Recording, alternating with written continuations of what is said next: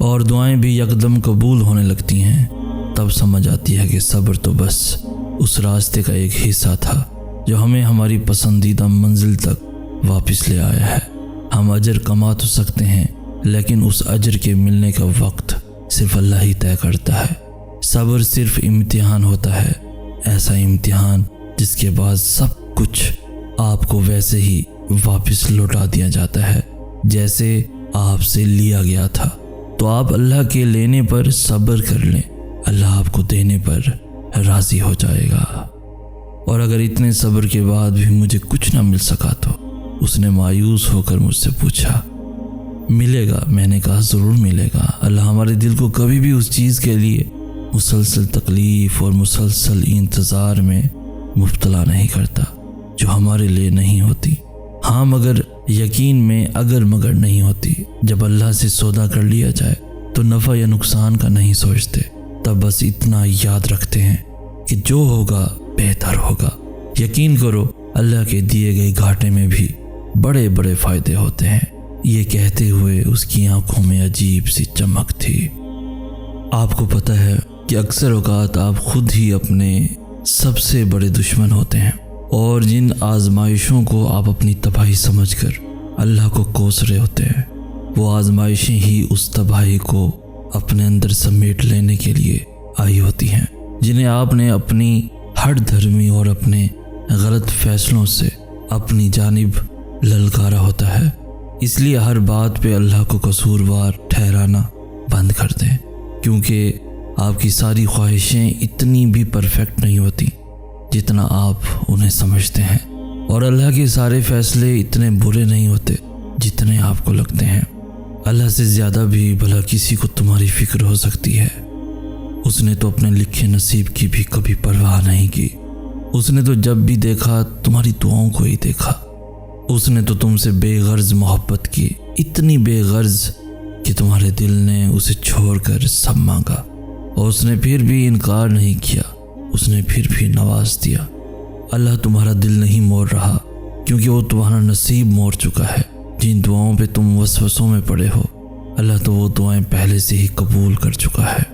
बस एक इल्तिजा और फिर वो हुक्म कुन फरमाएगा, और कोई भी उसका हुक्म टाल नहीं पाएगा। तहज्जुद की सबसे बड़ी ताकत यह है कि तहज्जुद तुम्हारे दिल को अल्लाह की तरफ मोड़ देती है। फिर इंसान की तलब नहीं जगाती, फिर अल्लाह से मुलाकात की तलब सोने नहीं देती, फिर बस अल्लाह से मोहब्बत हो जाती है, बेपनाह मोहब्बत। अल्लाह बेमकसद तो नहीं दुआ के लिए आपकी बंद मुट्ठी को खोल कर मांगना सिखाता। अल्लाह अपनी मर्जी के बगैर तो कुछ भी आपकी रज़ा का हिस्सा नहीं बनाता। कुछ तो बदलना है अल्लाह ने, जो तलब नहीं बदल रहा। कुछ तो मुमकिन होता है जो ये दिल बार बार नामुमकिन मांग रहा है। गुंजाइश है अब भी मौजज़ों की, तो ही तो दुआ लबों पे लाई गई है। तवक्कुल रखिए, अल्लाह की चाह है तो ही तो वो आपकी भी चाह बनाई गई है। जब तुम्हारा यकीन अल्लाह है तो तुम अंजाम का सोचकर मायूस क्यों होते हो? वो जानता है कि तुम्हारा दिल टूट गया है। वो जानता है कि बेशुमार ज़रों में तुम बिखरे हुए हो। वो जानता है कि तुम्हारी ज़ात बेतरतीब हो गई है। वो तुम्हारी मुस्कुराहटों से लेकर तुम्हारे आंसुओं के पलकों में ज़ब्त हो जाने तक सब कुछ जानता है। वो तो उन चीज़ों से भी बाखबर है जिनका इल्म भी तुम्हारी अक्ल की पहुंच में नहीं। तो फिर ये उदासी कैसी है? जब वो सब कुछ जानता है तो फिर तुम उन चीज़ों के लिए परेशान क्यों होते हो जिनका तुम्हें इल्म ही नहीं? वक्त मुश्किल है, मगर तुम्हें सब्र करना होगा, अल्लाह पे यकीन रख कर चलना होगा, उसकी मसलियतों का अदब करना होगा। तो बस मांगते रहो, और फिर देखो वो उन दुआओं को भी कबूल कर लेगा जिन्हें तुम नामुमकिन समझकर कब का भुला चुके।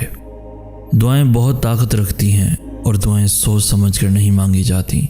ना महरम के महरम होने की दुआ करना हराम नहीं है, मोहब्बत मांगना हराम नहीं है, मोहब्बत की पाकीज़गी की दुआ करना हराम नहीं, सुकून मांगना हराम नहीं, दुनिया की तलब करना हराम नहीं। हम सब इंसान नहीं, और हमारे गिर्द होने वाले हर मंजर की अपनी अहमियत है। अल्लाह से नहीं मांगेंगे तो और किस से मांगेंगे? कोई और है जो दे सकता है, कोई और है जो ये फरियाद सुन सकता है? कोई भी नहीं। सब उसके मोहताज हैं। तो बजाय उसके कि मोहताज लोगों से मांगा जाए, उससे क्यों नहीं मांगते जो बादशाहों का बादशाह है, जिसकी अता को ज़वाल नहीं, जिसकी ताकतों को ज़वाल नहीं, जिसकी मोहब्बत को ज़वाल नहीं। तलब कुछ भी हो, उसको यही बहुत पसंद है कि मेरा बंदा मेरे पास आया है, और यही बात उसे इतनी भा जाती है कि वो हर चीज़ से नवाज देता है। अल्लाह और बंदे के दरमियान किसी भी चीज़ का पर्दा नहीं होता।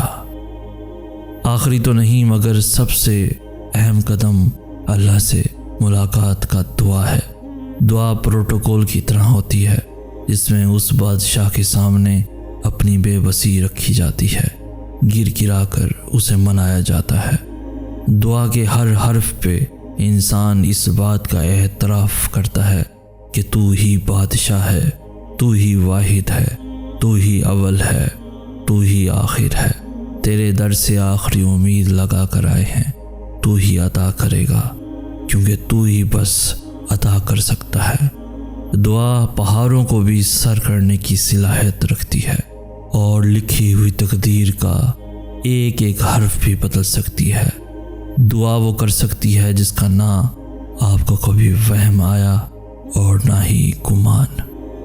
हकीकत तुमसे है, गुमान तुमसे है, तुम जो ना हो तो क्या रहेगा बाकी यहाँ। नस्लों का ये सिलसिला रवां तुमसे है, तुमसे कैसे होगी किसी को भी नफरत। मोहब्बत की ये दिल फरेब जुबान तुमसे है। बेटी हो तो रहमत का समा तुमसे है, बीवी हो तो आधा ईमान तुमसे है, माँ हो तो जन्नत का हर मकान तुमसे है। तुम ना थी तो अधूरा था ये किस्सा, मुकम्मल आदम की ये दास्तान तुमसे है।